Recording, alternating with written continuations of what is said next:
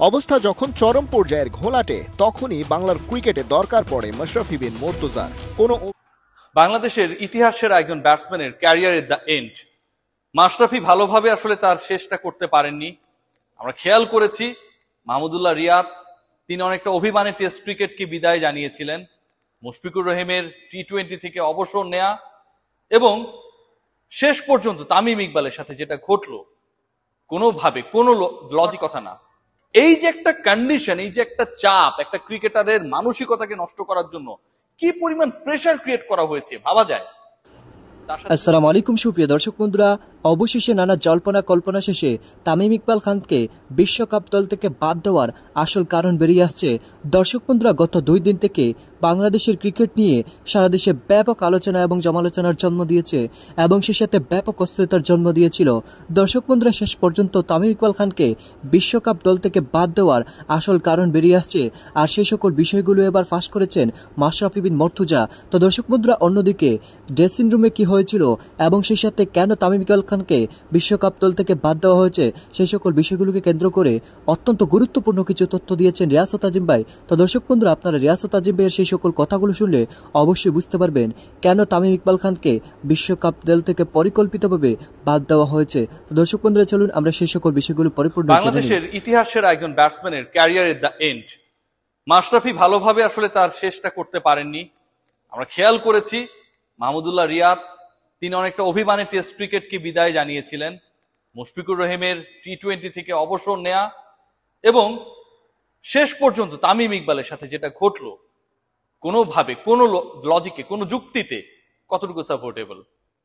যখন তামিম ইকবাল নিউজিল্যান্ডের বিপক্ষে তার শেষ ইনিংসটা খেললেন এবং তারপরের ম্যাচের জন্য তিনি আসলে বললেন যে আমার রেস্ট দরকার, কারণ বিশ্বকাপে সাকিব আল হাসানের নেতৃত্বে, হাতুরু সিং এর নেতৃত্বে যে দলটা যাবে সেখানটায় তিনি আসলে নিজেকে নিংড়ে দিতে চান। তামিম ইকবালকে ক্রিকেট বোর্ডের শীর্ষ পর্যায় থেকে অ্যাপ্রোচ করা হয়েছে বাংলাদেশের বিশ্বকাপে যে প্রথম ম্যাচ, নিশ্চয়ই আপনারা জানেন ধর্মশালায় যে ম্যাচটা বাংলাদেশ খেলবে সেটা হচ্ছে আফগানিস্তানের বিপক্ষে। সেই পার্টিকুলার ম্যাচে যেন তামিম ইকবাল না খেলেন, যে তামিম ইকবাল বেঁকে বসেন যে এটা তো আসলে কোনোভাবেই ভ্যালিড না, এটা হতে পারে না। যে ঘটনাটা ঘটেছে এরপর তামিম ইকবালকে সেকেন্ড অপশন দেওয়া হয়েছে। ঠিক আছে, আফগানিস্তানের বিপক্ষে তামিমকে খেলানো হবে, কিন্তু তামিমকে ব্যাট করতে হবে লোয়ার মিডল অর্ডারে। ইয়াস, এগুলো বানোয়াট কথা না। এই যে একটা কন্ডিশন, এই যে একটা চাপ, একটা ক্রিকেটারের মানসিকতাকে নষ্ট করার জন্য কি পরিমাণ প্রেসার ক্রিয়েট করা হয়েছে ভাবা যায়। তার সাথে যদি এই অ্যাপ্রোচটা করা হয় এটা কতটুকু গ্রহণযোগ্য, এবং প্রেসার দিয়ে একবার তাকে অবসর নিতে বাধ্য করা হলো, কি পরিমাণ মানসিক প্রেসারের মধ্যে ছিলেন। তারপরে তিনি কামব্যাক করলেন, এরপর তাকে বলা হচ্ছে তোমাকে খেলাবই না, এরপর তাকে বলা হচ্ছে তামিম তুমি মিডল অর্ডারে ব্যাট করবা। বিশ্বকাপেও কি এক্সপেরিমেন্ট চলবে? সেই এক্সপেরিমেন্টের পার্ট হচ্ছে আমাদের তামিম ইকবাল খান। ন্যাশনাল টিমটাকে ল্যাবরেটরি, যখন যার খুশি যেভাবে খুশি সেখানটা এক্সপেরিমেন্ট করবেন। আমাদের ক্রিকেটারদেরকে, আমাদের স্টারদেরকে সেটা মেনে নিতে হবে। ফানি নাকি সার্কাস ডিসাইড করব। অবস্থা যখন চরম পর্যায়ের ঘোলাটে তখনই বাংলার ক্রিকেটে দরকার পড়ে মাশরাফি বিন মুর্তজার। কোনো অভিমান নেই, ক্রিকেটের প্রশ্নে ছুটে ছুটে আসেন ম্যাচ। মঙ্গলবার তামিম বিশ্বকাপে খেলবেন কিনা তা নিয়ে আবার যখন গোলযোগ চরম পর্যায়ে তখন বিসিবিতে ম্যাচকে ডেকে পাঠান সভাপতি নাজমুল হাসান পাপন। কিন্তু আক্ষেপের কথা, এই ঘোলা জলে মাছ শিকার করে ফেলে বিসিবির কোনো এক মহল। তামিম ইকবালকে বাদ দিয়েই ঘোষণা করা হয় দল। তার ইনজুরির ধরন সম্পর্কে সবারই জানা ছিল। তারপরও প্রধান নির্বাচক মিনহাজুল আবেদিন নান্নু জানালেন অন্তিম মুহূর্তে তাদের কাছে হঠাৎ মনে হয়েছে তামিমকে বিশ্বকাপে নেওয়া উচিত হবে না।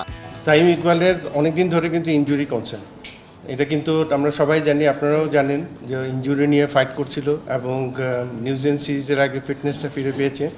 ফার্স্ট ম্যাচ খেলার পরে কিন্তু আবার একটা কমপ্লেন এসছে। তো সব কিছু মিলে সব বিবেচনা করে ওর ফিটনেসের কথা চিন্তা করে, যে ইনজুরির যে কনসার্ন আছে এটা নিয়ে চিন্তা করে কিন্তু ওকে বিশ্বকাপ স্কোয়াডে রাখা হয়নি এবং টিম ম্যানেজমেন্টের সাথে ডিসকাস করা হয়েছিল।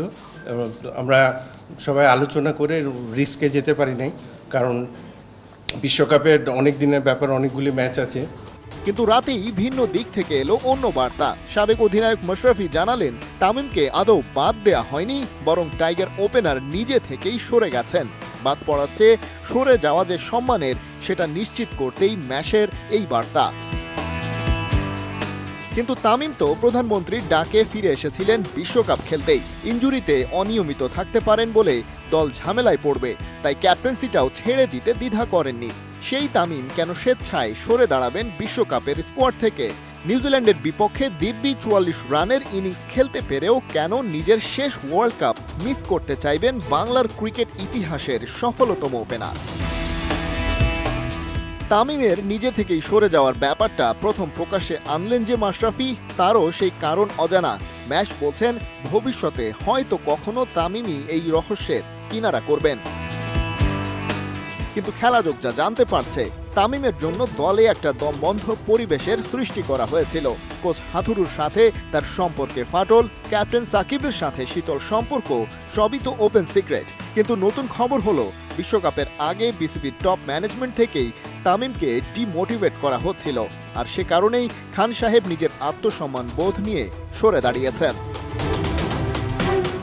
আসলে কি হয়েছিল, কে করেছিল, কেনই বা করেছিল, তা তো সবচেয়ে ভালো। দর্শক বন্ধুরা, আপনারা হয়তো পুরো ভিডিওটি দেখে এবং এই সকল তথ্যগুলো জেনে অবশ্যই বুঝতে পেরেছেন অবশেষে তামিম ইকবাল খানের সাথে কিভাবে অন্যায় করা হয়েছিল, এবং সেই সাথে সেই সকল বিষয়গুলোকে কেন্দ্র করে সারা দেশে এখন ব্যাপক আলোচনা এবং সমালোচনার জন্ম দিয়েছে, এবং সেই সাথে ব্যাপক অস্থিরতার জন্ম দিয়েছে। দর্শক বন্ধুরা, আসলে এই ঘটনাটি কতটা দুঃখজনক সেটা হয়তো আপনারা শুনে বুঝতে পেরেছেন, এবং সেই সাথে রিয়াসত আজিম ভাইয়ের এই সকল তথ্যগুলো শুনে আপনাদের কাছে কি মনে হচ্ছে অবশ্যই কমেন্ট করে জানিয়ে দেবেন। তো দর্শক বন্ধুরা, ভালো থাকুন, সুস্থ থাকুন, আল্লাহ হাফিজ, আসসালামু আলাইকুম।